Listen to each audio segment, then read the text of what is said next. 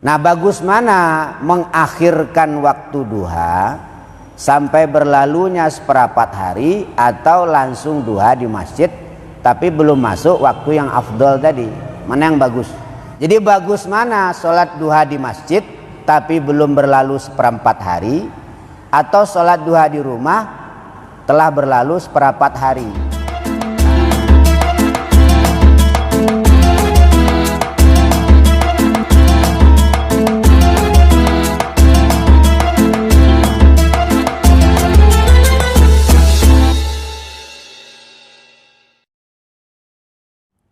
Assalamualaikum warahmatullahi wabarakatuh.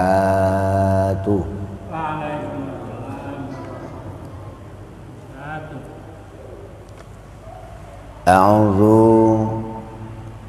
biwajhillahil karimi wa bi kalimatillahi tammati min syarri ma khalaq. Bismillahilladzi la yadurru ma'asmi syai'un fil ardi wala fis samai wa huwas sami'ul alim.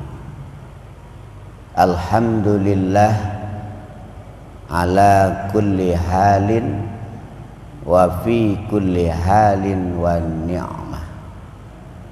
Ashhadu an la ilaha illallah al-malikul haqqul mubin wa ashhadu anna muhammadar rasulullah shadiqul wa'dil amin.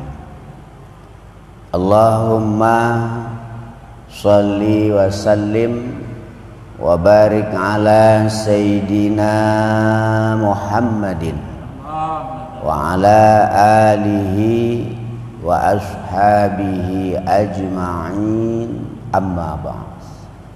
Rabbi shrah li sadri wa yassir li amri wahlul 'uqdatam min lisani yafqahu qawli. Subhanaka la ilma lana illa ma 'allamtana innaka antal alimul hakim. Sadaqallahul azim. Yang sama-sama kita muliakan para alim ulama, para guru, para sesepuh, bapak-bapak, ibu-ibu, jamaah pengajian istiqomah Selasa malam Rabu, Masjid Jami' Syekh Burhanuddin Bekasi Timur rahimakumullah.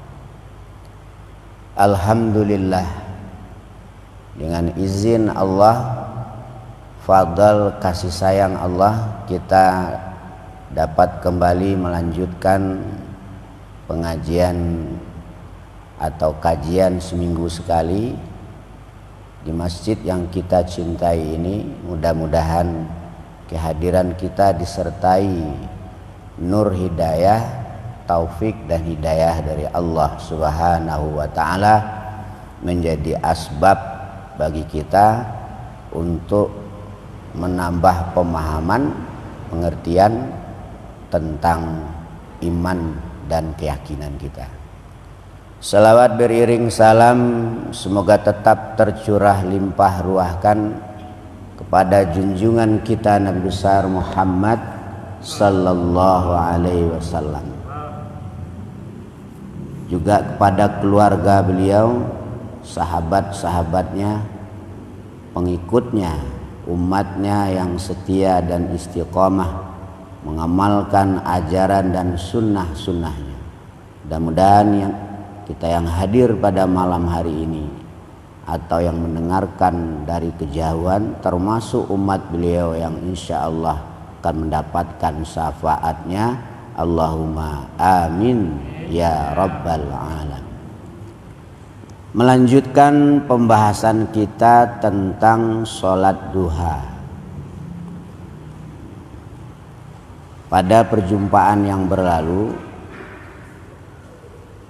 kita sudah jelaskan bahwa menurut Ibnu Abbas radhiyallahu an, Sholat duha itu adalah sholat isyraq.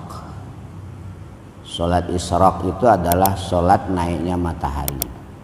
Nah, kapan pelaksanaan sholat duha ini waktunya yang lebih afdal? Wal ikhtiyaru fi'luha inda mudi rubu'in nahar li hadisin sahih fi fa in taradafat fadilatu ta'khiri ila rubu'in nahari wa fadilatu adaiha fil masjid illam yuakhirha fal aula ta'khiruha ila rubu'in nahar. Wal ikhtiyaru, adapun yang dipilih, fi'luha adalah melakukan sholat duha, inda mudi'i, di dalam tak kala rubu'in nahari, lewat seperempat hari. Jadi waktu duha itu yang cespleng ya, yang afdal itu kalau hari sudah lewat seperempat hari. Misalnya subuh jam 5:30, 5:30, 6:30, 7:30, 8:30. Nah, jadi waktu duha yang cespleng itu antara jam 7 dan jam 8. Puncaknya yaitu jam 7:30. Jadi kalau kita punya kepentingan dalam hidup ini, salah satu ikhtiar yang bisa kita lakukan dan kita maksimalkan adalah sholat duha. Dan jangan lupa besok di akhirat itu salah satu pintu surga itu ada yang namanya babud duha. Jadi pintu khusus orang yang senang sholat duha. Selain orang yang nggak senang duha nggak boleh lewat pintu itu. Namanya babud duha, pintu orang yang ahli sholat duha. Li hadisin sahih fi, berdasarkan sebuah hadis yang sahih riwayat Bukhari Muslim, bahwa afdalnya sholat duha itu adalah telah lewat 1/4 hari. Hari kan 12 jam. 12 bagi 4, 3. Berarti 5:30, 5:30, 6:30, 7, 7:30. Jadi afdal itu waktu jam 7 sampai jam 8. Puncaknya 7:30. Fa in taradafat, maka tak kala bertentangan fadilatu ta'khiri, apa mengakhirkan, keutamaan mengakhirkan, ila rubu'in nahari, hingga berlalunya 1/4 hari, wa fadilatu adaiha, dan keutamaan mendatangi duha, fil masjid, di dalam masjid, illam yuakhirha, jika tidak mengakhirkan siapa orang kepada duha. Nah, tapi yang bagus duha itu di masjid ya. Jadi selesai subuh, ini bagi bapak-bapak ya, selesai subuh terus lanjutkan dengan wirid-wirid, baca Quran dan seterusnya. Kemudian datang waktu isyraq, matahari naik, ada tandanya itu titit ya. Kemudian lewat 10 atau 15 menit langsung sholat duha, langsung pulang. Wah, itu hebat itu. Tidak ada masalah yang nggak selesai itu. Kita rumit ini kan gara-gara ibadah malas. Tahajud malas, zikir malas, duha malas. Tapi apa-apa kepengen lancar, nggak ada ceritanya begitu. Nah, coba dilaksanakan sholat duha. Nah, bagus mana mengakhirkan waktu duha sampai berlalunya 1/4 hari, atau langsung duha di masjid tapi belum masuk waktu yang afdol tadi. Mana yang bagus? Wal aula, maka adapun yang lebih utama, ta'khiruha, adalah mengakhirkan sholat duha, ila rubu'in nahari, hingga berlalunya 1/4 hari tadi. Wa in fata, walaupun ketinggalan sebab mengakhirkan, fi'luha apa melakukan duha fil masjid di dalam masjid. Nah, tapi afdal kalau kita bisa menunggu di masjid sampai 7:30, wah hebat itu, wali itu. Ya. Wali itu senangnya di masjid, ibadah. Makanya Syekh Abdul Qadir Al-Jailani, rajanya para wali, pernah berkata, katanya begini, siapa-siapa orang yang datang ke rumahku lalu memakan makananku, maka dia di surga bersamaku, kata Syekh Abdul Qadir. Orang bingung, yang nggak ngerti, langsung dicarinya rumah Syekh Abdul Qadir. Ternyata maksudnya apa? Siapa yang datang ke masjid kemudian dia iktikaf, ibadah dan seterusnya, nah tentu saja dia dijatah oleh Allah surga. Jadi kalau ingin jadi wali Allah, lama-lama di masjid. Ya, orang mukmin itu di masjid seperti ikan dalam air. Ikan itu kalau sehat, bukan ikan stres lah ya. Jadi kalau ikan stres mangap-mangap lain. Ikan itu kalau sehat, dia betah dalam air. Kecuali kalau ikan udah sekarat. Jadi bagus mana sholat duha di masjid tapi belum berlalu 1/4 hari, atau sholat duha di rumah telah berlalu 1/4 hari. Bagus di rumah. Ya, karena ada waktu-waktu yang mustajab, ada tempat-tempat yang mustajab. Kalau berbenturan antara waktu dan tempat, maka pilih waktunya.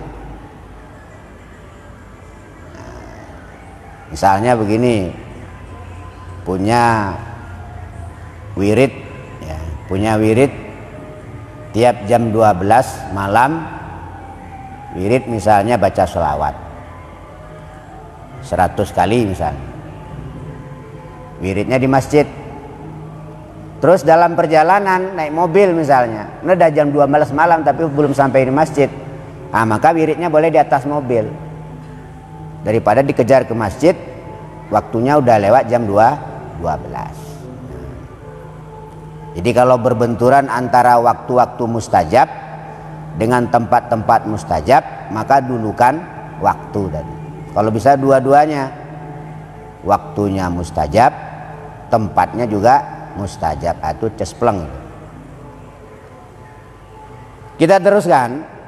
Li'anal fadilata, karena sungguhnya keutamaan, al-muta'allaqata yang bergantung bil waktu kepada waktu, aula adalah lebih utama, bil mura'ati dengan dijaga, minal muta'alliqati dengan yang bergantung, bil makani kepada tempat. Misalnya sholat maktubah, ya. Kita dalam perjalanan kalau dipaksakan ke masjid, bisa-bisa sholat zuhurnya 2:30. Terus kita berhenti di jalan, cari tempat sholat. Karena sholat yang afdal itu kata Nabi adalah sholat di awal waktu. Itu afdal itu. Jadi kalau sholat orang yang di awal waktu itu sholat ahli akhirat. Kalau sholat di tengah-tengah waktu itu sholatnya orang yang ahli ibadah. Sholat di akhir waktu itu adalah sholatnya orang yang banyak dosa. Biasanya orang kalau banyak dosanya itu nggak bisa sholat awal waktu, pasti di akhir. Tandanya banyak dosa. Jadi sholat di awal waktu itu sholatnya ahli akhirat. Itu dunianya paling-paling 25%, akhiratnya 70%, 75%. Nah kalau sholatnya di tengah-tengah waktu, orang ahli ibadah, atau ahli ta'lim, ya, kayak di pondok itu kalau azan, kalau ngaji diterusin ngajinya sampai tengah-tengah waktu. Tapi sholat di akhir waktu, itu sholat orang banyak problem, banyak masalah dan banyak dosa. Nah, makanya kita berusaha sholat di awal waktu.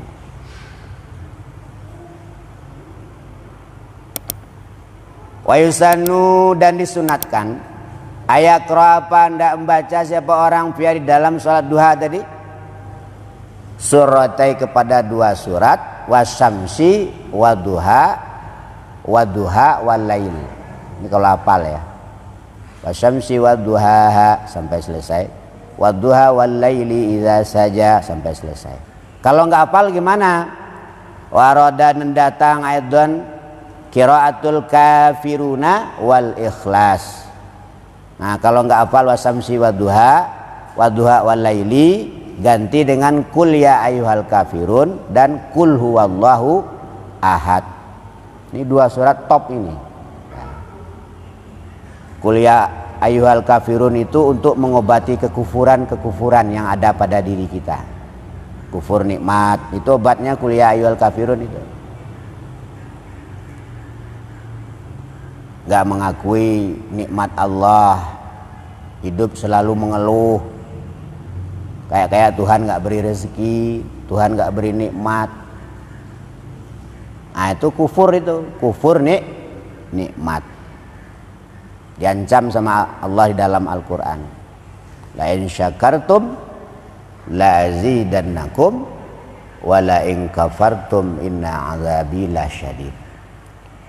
Barang siapa yang bersyukur, menikmati hidup, tidak mengeluh, tidak mengerutu, maka Allah akan tambah nikmatnya. Tapi barang siapa yang kufur, mengeluh, mengerutu, nggak terima dengan keadaan, maka Allah tambah azabnya. Nah, untuk mengobati ngurundel itu, surat Al-Kafirun tadi. Ya, kalau dibacakan di air putih gitu ya. Air putih segelas, bacakan 7 kali, sebulkan, minum. Insya Allah nanti kufur nikmatnya beransur-ansur hilang.